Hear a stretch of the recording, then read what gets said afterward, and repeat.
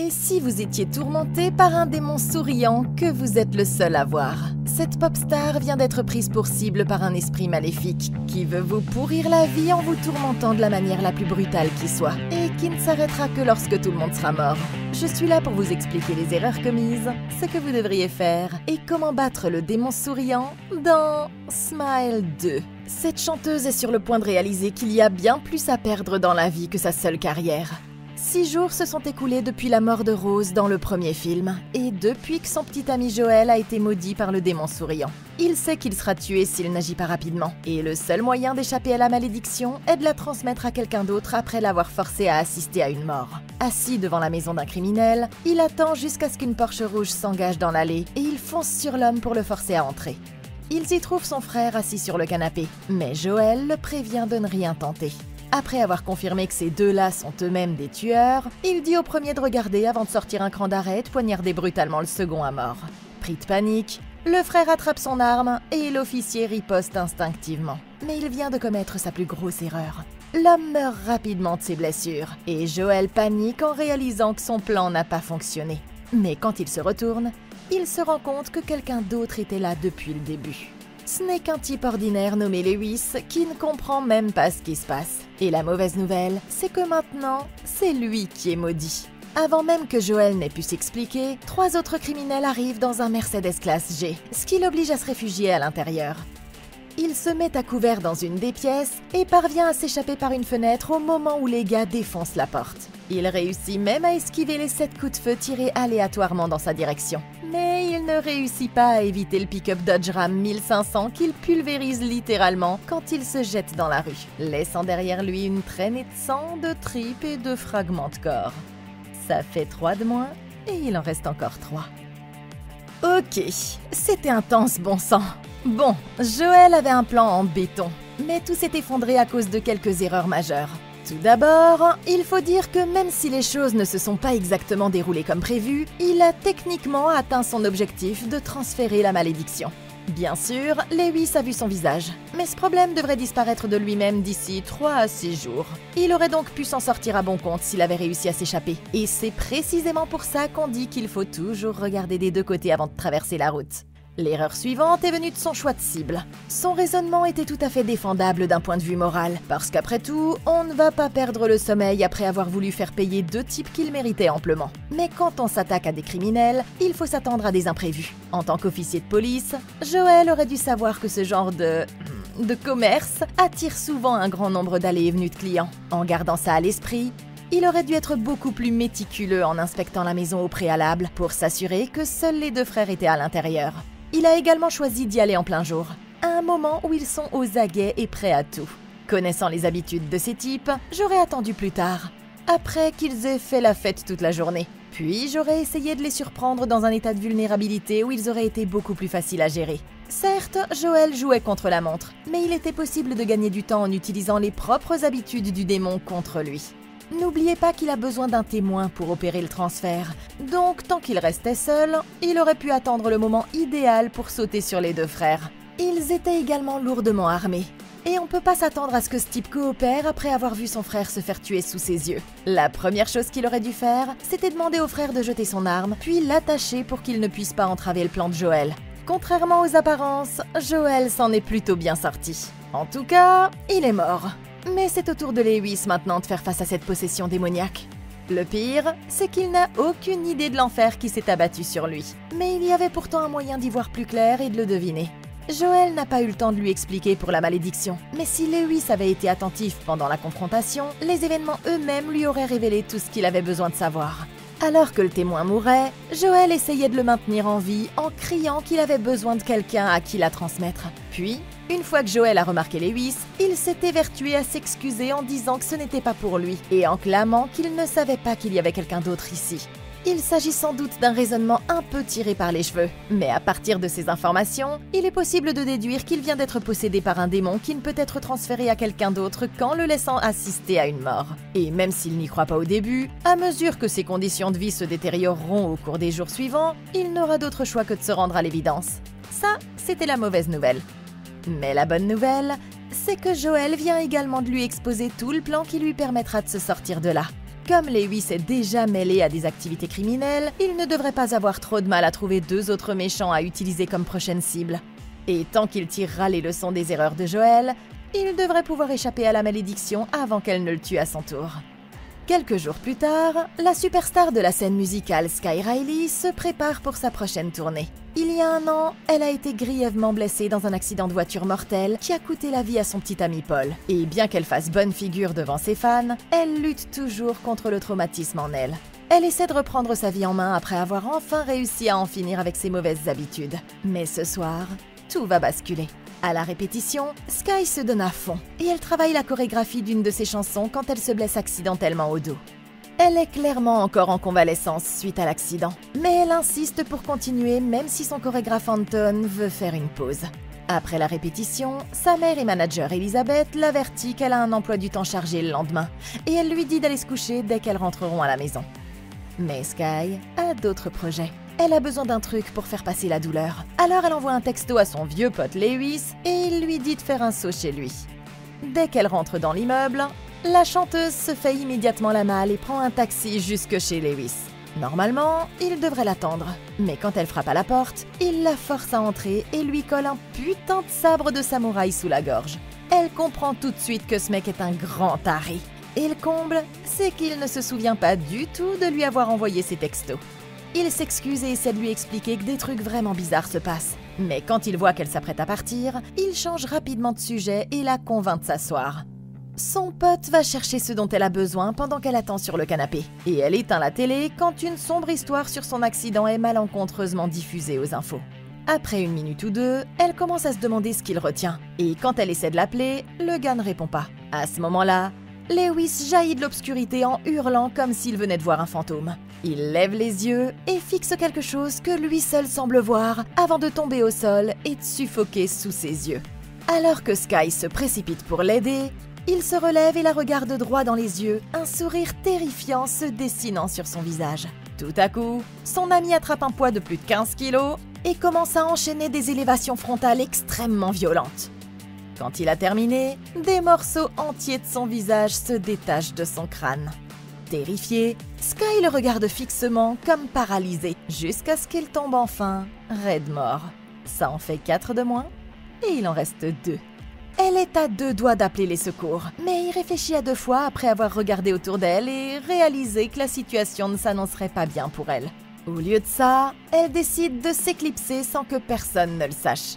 Mais ce qu'elle ignore, c'est que son cauchemar ne fait que commencer.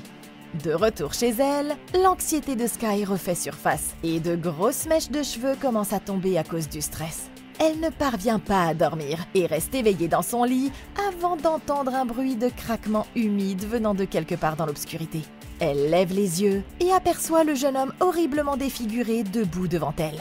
Effrayée, elle allume immédiatement la lumière, mais l'homme a disparu et absolument rien ne pouvait la préparer à ce qui va se passer ensuite.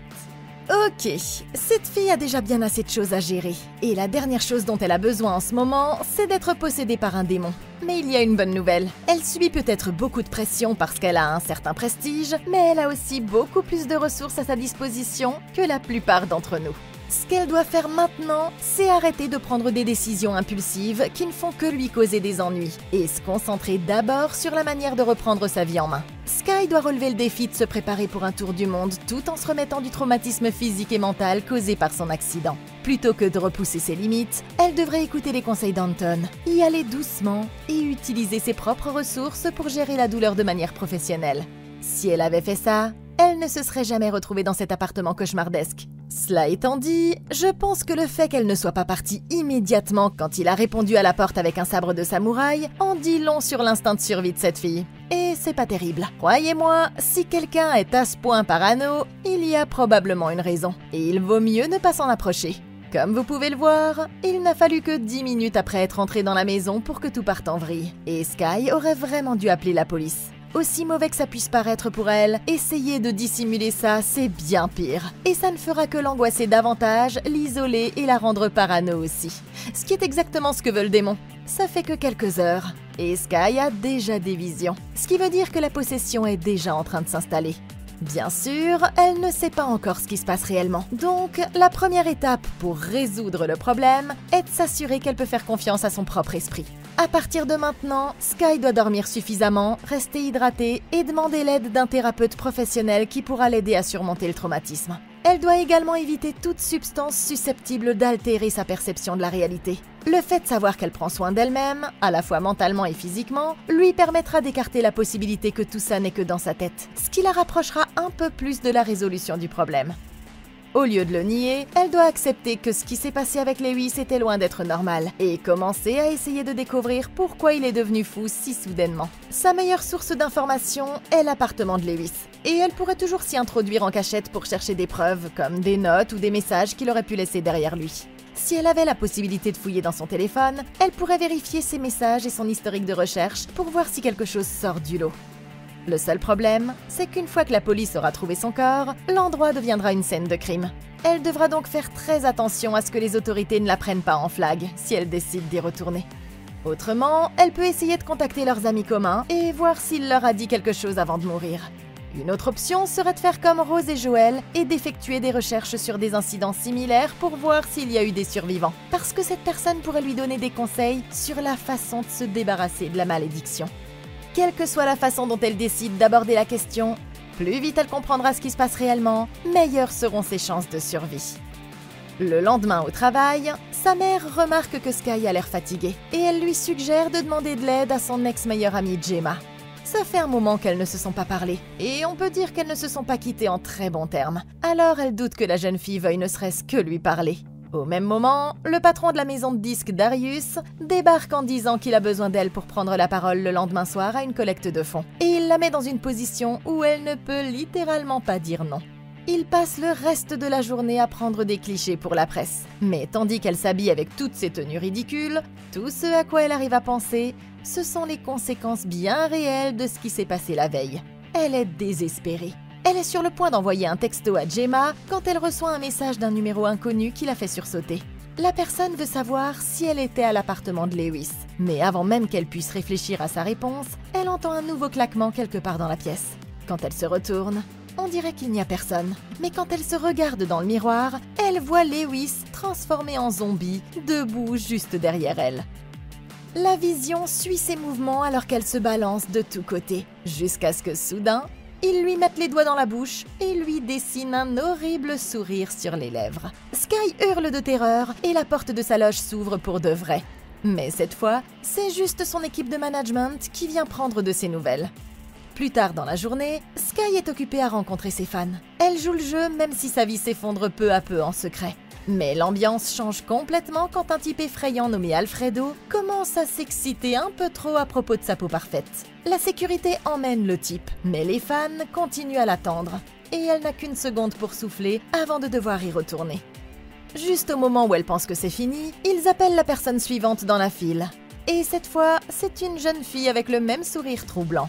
La jeune fille la regarde fixement, refusant de dire un seul mot, et Sky tend nerveusement la main pour signer son t-shirt. Quand elles prennent une photo, la petite fille continue de la regarder fixement au lieu de regarder l'appareil photo. Mais personne d'autre ne semble remarquer que quelque chose ne va pas. De retour à son appartement, elle hésite à répondre au mystérieux texto, mais décide finalement d'appeler Gemma à la place. L'appel est redirigé vers une messagerie vocale, mais son amie la rappelle immédiatement. Et après quelques échanges gênants, elle accepte de passer plus tard dans la soirée. En attendant, Sky s'assoit au piano. Mais alors qu'elle est plongée dans ses pensées, elle entend un verre tomber sur le sol de la cuisine. Inquiète, elle se lève pour aller voir. Mais la porte de l'appartement est verrouillée. Ce n'était donc qu'un accident. Elle attrape un balai dans le placard et s'apprête à nettoyer quand elle remarque un t-shirt jaune par terre. C'est celui qu'elle a signé pour ce type flippant Alfredo. Et quand elle regarde dans le couloir, elle voit ses fringues sales étalées sur le sol jusqu'à la chambre. À ce moment-là, la lumière s'éteint. Et quand elle regarde dans le couloir, elle voit l'homme qui se tient là, dans l'obscurité, et qui lui sourit.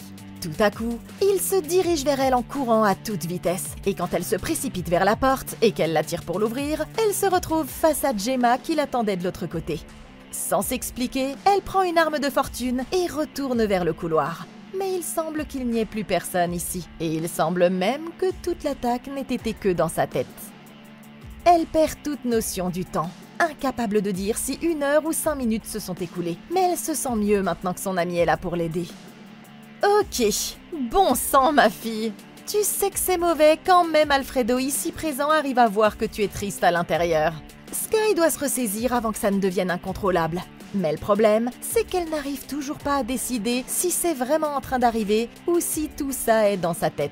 La jeune femme a eu quelques jours bien remplis, et les choses ne font que s'intensifier maintenant. Il semble que quelqu'un sache ce qui s'est passé dans l'appartement de Lewis, mais elle n'a aucun moyen de savoir s'il s'agit d'un ami ou d'un ennemi. Et quand les conséquences d'une réponse sont aussi importantes, elle se doit d'être extrêmement prudente. En plus de ça, elle est en proie à de véritables hallucinations auditives et visuelles, ce qui rend encore plus difficile la confiance en sa propre perception de la réalité. Et ça nous ramène à cette interaction super bizarre pendant la rencontre avec ses fans. Et non, je ne parle pas de ce type effrayant Alfredo, même si c'était vraiment bizarre aussi. Je parle de cette gamine avec son sourire flippant. Ça montre qu'elle n'est pas en sécurité non plus quand elle est en public. L'entité peut venir la hanter n'importe quand, n'importe où. Et si ça la fait avoir une autre crise devant les fans, ça pourrait vraiment empirer les choses. Maintenant, cela étant dit, ce qu'elle n'a pas encore réalisé, c'est que cet incident avec la fille pourrait être le premier pas vers la prise de conscience de ce qui se passe réellement. Parce que toute l'interaction a été filmée. Si la chanteuse regarde la vidéo avec au moins 2 amis de confiance, elle pourrait confirmer sans l'ombre d'un doute si la fille souriait vraiment comme ça ou si ce n'était qu'une hallucination. Une caméra ne ment pas. Il est donc essentiel de vérifier sa propre réalité aussi souvent que possible. De cette façon, elle ne pourra pas se faire avoir par son propre esprit. Je commencerai à tenir un journal de chaque événement en notant l'heure, le lieu et les détails pour m'aider à garder des souvenirs plus cohérents et pour voir si des schémas commencent à apparaître. Chaque fois qu'elle voit un phénomène étrange, Sky devrait se mettre à l'enregistrer, ce qui lui donnerait une preuve plus tangible de la réalité qu'elle pourrait utiliser pour résister à la manipulation. Elle pourrait effectuer des vérifications de la réalité en regardant une montre pour voir si le temps semble faussé ou en se munissant d'un symbole de raison, un petit objet dont elle seule connaîtrait les détails et qu'elle pourrait utiliser pour rester ancrée dans la réalité. En tant que célébrité fortunée, elle peut facilement engager autant d'aide qu'elle le souhaite. Et ses yeux supplémentaires lui permettront de repérer plus facilement les éventuels pièges. En parlant de pièges, elle doit faire très attention à la façon dont elle répondra à ce message, si tant est qu'elle décide d'y répondre. Je chercherai le numéro en effectuant une recherche inversée, ou j'engagerai un détective privé. S'il s'avère inconnu, ils pourront extraire les données de transmission du message pour obtenir l'emplacement approximatif d'où il a été envoyé, ce qui devrait nous aider à déterminer qui ils sont et ce qu'ils veulent. À condition d'agir prudemment, Sky pourrait être en mesure d'arrêter ça avant que la situation n'empire. Mais il ne faudra pas attendre longtemps avant de se rendre compte qu'il est déjà trop tard. Quand Gemma lui demande ce qui ne va pas, la chanteuse a du mal à savoir par où commencer. Après avoir rassemblé ses idées, elle fait de son mieux pour expliquer ce qui s'est passé à l'appartement de Lewis, en lui racontant comment le gars se comportait de manière paranoïaque avant de finalement péter un plomb. Gemma lui conseille de ne pas appeler la police, craignant elle aussi que ça ne ruine sa vie. Mais elle est du genre à foncer tête baissée. Alors même si l'histoire semble dingue, elle propose de passer la nuit chez elle si ça peut aider Sky à se sentir mieux. Au milieu de la nuit, la chanteuse se réveille d'un cauchemar terrifiant sur l'accident qui a tué son petit ami. Elle essaie de se faire réconforter par son ami, mais étrangement, Gemma commence à agir de manière complètement différente, à lui dire à quel point c'est une personne horrible. Le visage de son ami se transforme en un grand sourire maléfique. Puis il se métamorphose tout à coup en un crâne avec des phares qui rayonnent par ses yeux et sa bouche. Horrifiée, Sky saute du lit, mais tout à coup, il fait de nouveau grand jour et Gemma se tient dans l'embrasure de la porte avec 2 tasses de thé. Quand elle regarde l'heure, elle réalise qu'il est déjà 9 heures passées, ce qui veut dire qu'elle est en retard au boulot. Elle demande à Gemma de l'accompagner, mais la jeune femme ne peut pas manquer ses autres engagements sans prévenir, et leur conversation est interrompue quand Elisabeth arrive pour accélérer les choses. Les représentants de la marque lui reprochent d'être en retard, mais Sky se rend dans la loge et commence à suivre ses rituels avant de monter sur scène. Cette fois, ils font une répétition complète avec costume, lumière et tout le reste. Et tout se passe bien au début. Mais au milieu de la représentation, une vision de son petit ami Paul apparaît tout à coup devant elle. Surprise, la jeune fille trébuche en arrière et sent ses os se briser dans sa jambe. Mais alors qu'elle est allongée sur le sol en hurlant de douleur, tout le monde reste là à la regarder. Anton se précipite sur scène et maintenant que les lumières sont allumées, elle s'aperçoit que sa jambe va parfaitement bien. Folle de rage, elle se lève et se met à crier sur les danseurs, convaincue que l'un d'entre eux s'est trompé de place. Mais pour tout le monde, il est évident qu'elle s'imagine des choses. La chanteuse se précipite vers sa loge, mais juste au moment où elle y arrive, elle voit son assistant Josh en sortir avec un sourire terrifiant sur le visage. Quand elle ouvre la porte, elle découvre avec horreur que toute sa loge a été complètement saccagée, et elle devine tout de suite qu'ils vont tout lui mettre sur le dos. C'est exactement ce qui se produit quand sa mère débarque, parce qu'il n'y a aucune raison logique pour que Josh ait fait une chose pareille. Elle redoute que Sky ait recommencé à toucher à la drogue, mais la jeune femme insiste sur le fait que ce n'est pas le cas, même si elle n'a pas d'autre explication à donner. Elisabeth a l'impression que sa fille est submergée par l'angoisse à cause de la pression de la tournée, mais elles ne peuvent pas abandonner maintenant, surtout avec la collecte de fonds prévue plus tard dans la soirée. Sky supplie sa mère d'être compréhensive et d'accepter qu'elle n'est pas prête à remonter sur scène devant un public. Mais la femme lui répond qu'elles doivent tenir leurs engagements, et elle ne lui laisse pas d'autre choix que de se plier à ses exigences. Dans les coulisses du gala, Sky continue à envoyer des SMS à son amie, mais cette dernière ne répond plus. Alors elle se montre de plus en plus insistante. Juste à ce moment-là, elle reçoit un autre texto du numéro mystère qui lui écrit qu'ils savent qui elle est. Une mouche n'arrête pas de voler autour de son visage, ce qui fait que Sky se barbouille de rouge à lèvres. Mais son entrée en scène est maintenant imminente, et elle s'avance nerveusement vers la scène pour prononcer son discours. Ok, il est clair que Sky n'apprend pas de ses erreurs, parce que si c'était le cas, elle courrait dans la direction opposée. À l'heure actuelle, elle compte uniquement sur Gemma comme seule bouée de sauvetage. Mais c'est un choix risqué, parce que le démon utilise déjà son ami en tant que moyen de manipulation. Quand quelqu'un est possédé par un démon, l'esprit maléfique prend systématiquement le contrôle en détruisant ses défenses mentales. Comme il ne la quitte jamais des yeux, il a vu à quel point elle avait paniqué dans le stade quand elle a interagi avec Alfredo, et il a donc décidé d'utiliser cette peur contre elle. L'hallucination dans l'appartement l'a mise dans un état mental des plus fragiles, ce qui l'a incité à accepter sans hésiter l'aide de Gemma, qui s'est présentée au bon moment comme par hasard. Puis, elle s'est immédiatement confiée sur le fait qu'elle n'avait personne à qui parler, et a dit au démon exactement ce qu'il voulait savoir en gros. C'est pour ça que j'ai dit qu'elle avait besoin de plusieurs méthodes pour tester sa réalité. Parce que si le démon peut prendre la forme de n'importe qui, alors elle ne peut même pas faire confiance à sa propre meilleure amie. La bonne nouvelle, c'est qu'elle a deux moyens faciles de le découvrir. Elle peut vérifier les caméras de son immeuble pour voir si Gemma était vraiment là et faire une double vérification auprès de sa mère pour s'assurer qu'elle a bien vu Gemma le matin. Il en va de même pour l'incident dans la loge de Sky. Le pire, c'est que c'était en fait sa meilleure chance de prouver que quelque chose échappant à son contrôle se passait. Mais en piquant instantanément une crise au lieu de réagir rationnellement à la situation, elle n'a fait que semer encore plus le doute sur sa santé mentale. Ça devrait être vraiment simplissime de vérifier les caméras et de voir si Joshua est vraiment entré là-dedans et a tout détruit ou pas. Et dans tous les cas, ça lui donnerait plus de preuves pour étayer ce qu'elle essaie de leur expliquer.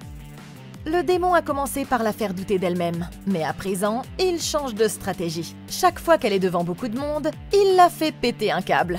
Ce qui fait que même son équipe commence à ne plus avoir confiance en elle et qu'elle se sent encore plus isolée. Au début, il se contentait de faire sourire une fille au milieu de la foule. Mais maintenant, il arrive à lui faire voir des blessures dans son esprit, et même des personnes tout entières sorties de nulle part. Si elle monte sur scène, ce n'est qu'une question de temps avant que quelque chose de terrible se produise. Ils la poussent tous à le faire, parce qu'elle s'y est engagée. Mais la vérité, c'est que les pop stars ne tiennent pas toujours leurs engagements, et ne s'attirent pas pour autant des ennuis. Elle a connu pire, et je pense qu'elle peut gérer les conséquences de son absence au gala. Et si elle s'y prend bien, elle peut faire passer les gens pour des connards rien que pour avoir osé la critiquer. Sa carrière va en prendre un coup. Mais personnellement, je préfère sauver ma peau. Alors je quitterai ce gala illico presto pour me concentrer sur ma propre survie. Mais comme à son habitude, Sky est sur le point de donner au démon exactement ce qu'il veut. Elle commence à lire le texte du prompteur, mais au bout de quelques secondes, le texte s'arrête tout à coup de défiler. Comme elle n'a rien préparé, elle se lance dans un discours improvisé pour tenter de sauver la situation. Mais après 2 phrases, le ton devient beaucoup trop personnel, et l'ambiance dans la pièce devient de plus en plus gênante au fur et à mesure que le discours avance. Au lieu de prononcer un discours inspirant, elle se lance dans une digression existentielle sur le fait que le succès ne peut pas guérir la personne misérable qu'elle est à l'intérieur. Et pendant ce temps, tout le monde reste assis à se demander quand ils vont enfin couper son micro. À ce moment-là, le prompteur se remet à fonctionner, et Sky essaie de terminer son discours. Mais quand elle arrive à la fin, l'appareil lui dit de présenter son petit ami décédé, Paul. Elle regarde la foule et constate avec horreur qu'il se lève d'une table et commence à s'approcher lentement de la scène. La chanteuse se met à hurler à plein poumon que son petit ami est mort, et quand elle ouvre les yeux, la vision a enfin disparu. Elle s'est complètement ridiculisée devant tout le monde. Puis, alors que la situation semble ne pas pouvoir être pire, une vieille femme tente de la réconforter et elle pique une crise, projetant la dame au sol. Tout le monde a sorti son appareil photo, ce qui veut dire que ça ne va pas tarder à faire la une des journaux. Et maintenant, il semble que les pires craintes de Sky se soient réalisées. Quand elle rentre chez elle, elle se retrouve face à une garde-robe remplie de tout ce dont elle pourrait rêver. Mais maintenant, la seule chose qu'elle veut, c'est que son ami réponde à son appel. C'est alors que le numéro mystérieux recommence à lui envoyer des SMS, lui disant qu'elle est en danger. Et cette fois-ci, elle finit par répondre. Ils lui disent que les hallucinations sont réelles et lui envoient une vidéo de Lewis la nuit précédant sa mort. Dans cette vidéo, il n'arrête pas de fixer quelque chose dans un coin que lui seul peut voir. Et il dit que cette chose est là, immobile, et qu'elle lui sourit. Tout à coup, il apparaît juste à côté de Sky dans son propre appartement, et elle tombe par terre sous le choc. Mais bien sûr, ce n'était qu'un autre jeu d'esprit. Complètement épuisée, elle se déguise rapidement et monte dans l'ascenseur, tout en envoyant un SMS à l'homme mystérieux pour lui demander un lieu public où il pourrait se retrouver. Sa mère essaie de l'appeler juste au moment où elle arrive au bar, mais elle évite l'appel et se dirige à l'intérieur, faisant de son mieux pour rester discrète. L'homme lui fait signe de s'approcher depuis un box tout au fond, et la jeune femme envoie sa photo à Gemma au cas où il tenterait quelque chose de bizarre. Il se présente sous le nom de Maurice, et lui promet qu'il ne lui veut aucun mal. Il explique qu'il traque le démon souriant depuis qu'il a tué son frère. Il a essayé d'avertir Lewis, mais il est arrivé trop tard et a trouvé son numéro sur le téléphone du défunt. Selon lui, le démon ne peut être vu que par l'hôte actuel, et il se nourrit de leur énergie négative jusqu'à ce qu'ils finissent par les rendre complètement fous. Quand il les tue devant un témoin et passe à la personne suivante, ces derniers ne peuvent pas demander l'aide de la police. Mais il a un plan pour qu'il puisse l'arrêter une bonne fois pour toutes. Il veut briser le cycle en arrêtant le cœur de Sky dans une pièce sans aucun témoin. S'il n'y a pas de nouvel hôte, le démon, espère-t-il, devrait mourir. Puis, il utilisera ses compétences d'infirmier urgentiste pour la ramener sans malédiction. C'en est trop pour Sky, qui reçoit sans arrêt des appels de ses managers. Plus elle panique, plus une foule s'amasse en réalisant que c'est elle, ce qui la force à quitter le bar en vitesse avant même d'avoir pu prendre une décision.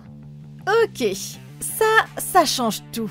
Sky a enfin trouvé quelqu'un qui sait vraiment ce qui se passe. Et en plus, ils ont un plan pour arrêter ça. Et selon moi, ça pourrait bien marcher. C'est risqué, mais si on y regarde de plus près, le plan de Maurice est en fait très cohérent. Il veut provoquer intentionnellement un arrêt cardiaque pour que le cœur de Sky cesse de battre et que l'oxygène cesse de circuler dans son corps.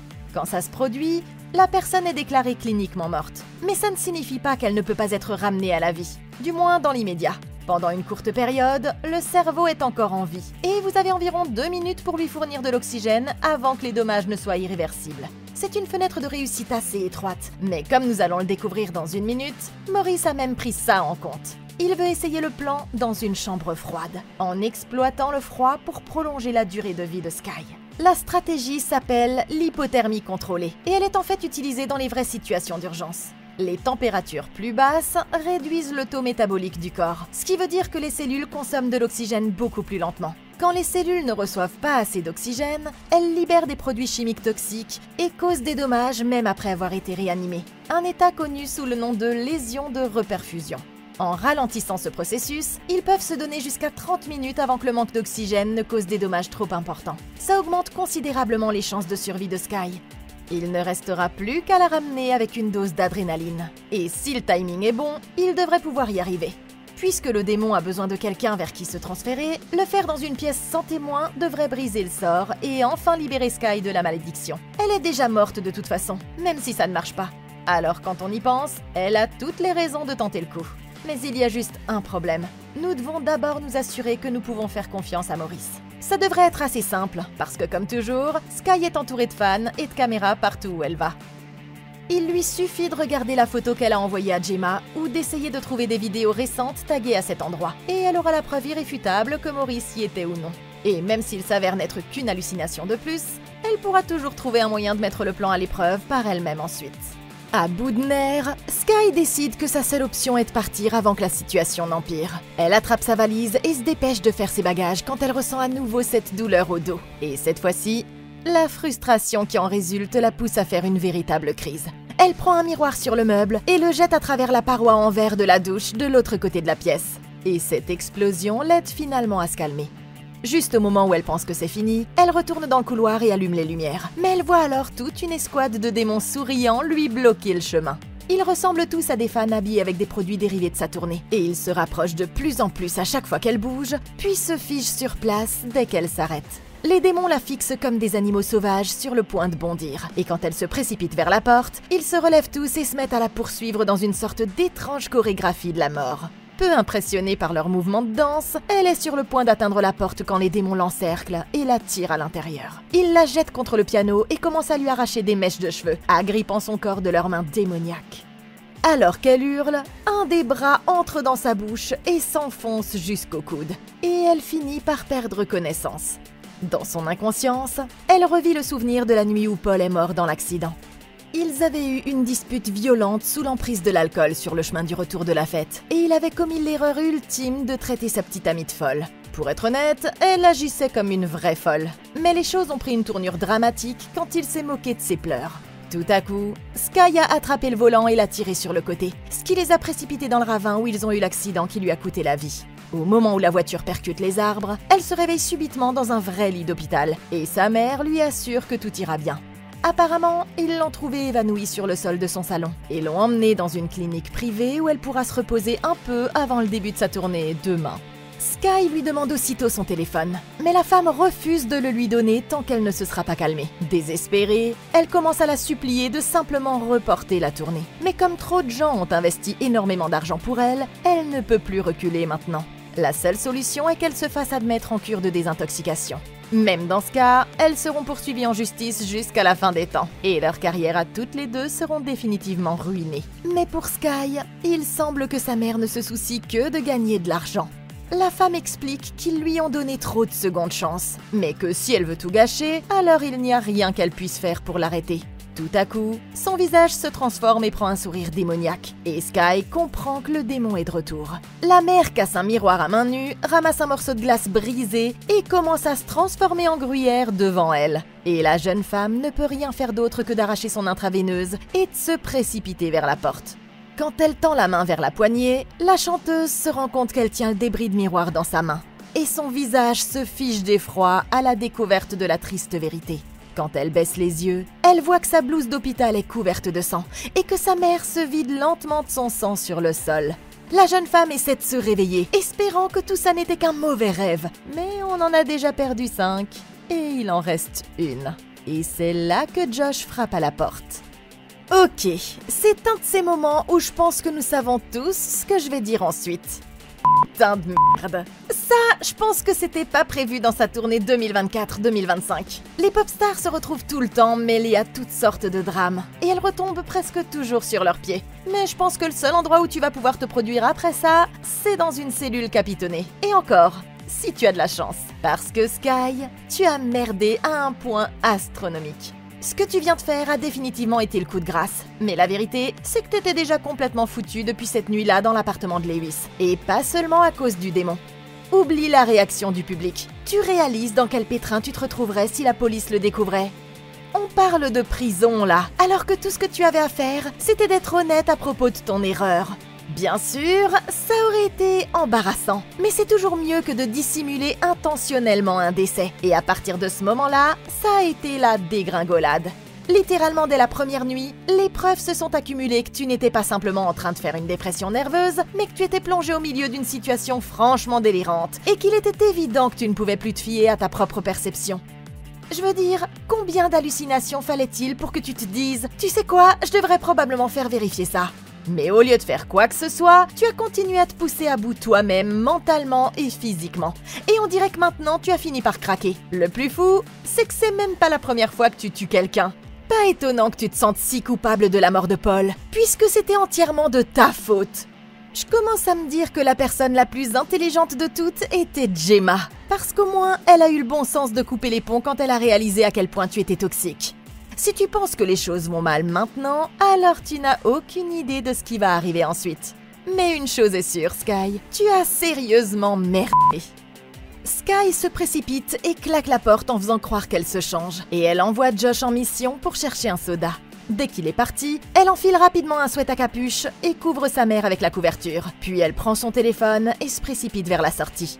Au même moment, Gemma arrive et elle dit qu'elle est venue en voiture avec un chauffeur. Alors la chanteuse saisit cette occasion pour s'échapper. Elle court jusqu'à la limousine, force le chauffeur à sortir et saute au volant. Mais Gemma refuse de la laisser partir seule. Et les filles s'enfuient ensemble juste au moment où la police arrive sur les lieux.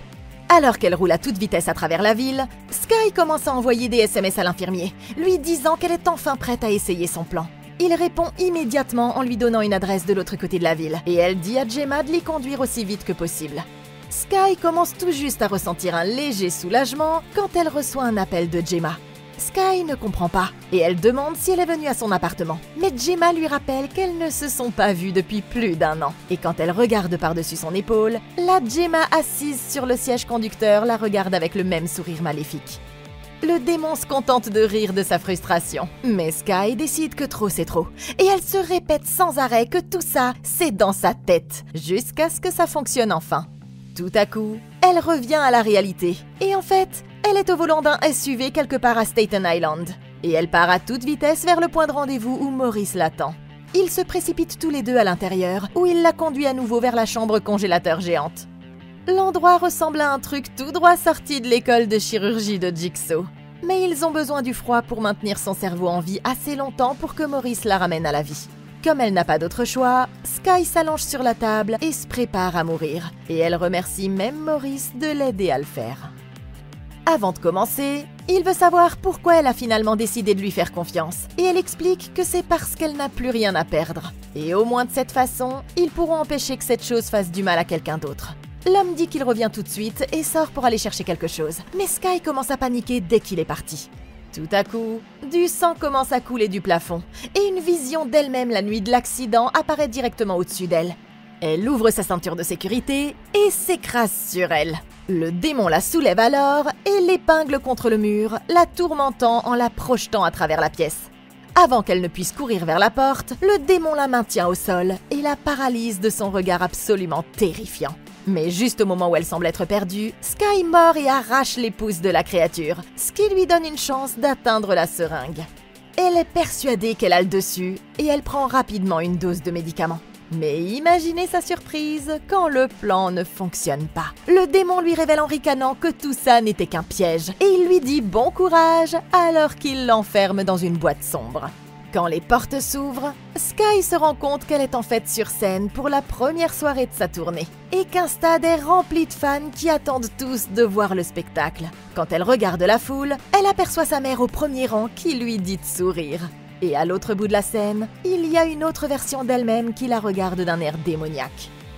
Tout à coup, son ventre explose et un énorme démon charnu d'une terreur indescriptible émerge de son corps et laisse Sky bien trop stupéfaite pour bouger. Le monstre lui déboîte la mâchoire et s'introduit de force dans sa bouche. Mais pour tout le monde, on dirait qu'elle est en train de faire une crise d'épilepsie. Tout à coup, la vraie Sky se relève avec le même sourire terrifiant, prend un micro et l'utilise pour donner la dernière représentation de sa vie. Et maintenant, on dirait que ça va être au tour du démon de faire sa première tournée mondiale. Smile 2, c'était vraiment top. Quelle franchise de dingue, quelle histoire de dingue, quel méchant de dingue. J'espère qu'ils vont continuer cette franchise pendant un moment encore. Il nous faut Smile 10 dans cette saga. Et en tous les cas, je veux tous les voir. Alors, y a-t-il quelque chose que vous auriez fait différemment, mes amis boucliers de viande? Dites-le moi dans les commentaires. Merci beaucoup d'avoir regardé. Laissez un like, abonnez-vous et consultez la playlist de Comment battre pour d'autres vidéos comme celle-ci. Je suis là pour vous. Moi, je vous retrouve dans la prochaine vidéo. Et d'ici là, passez une excellente journée!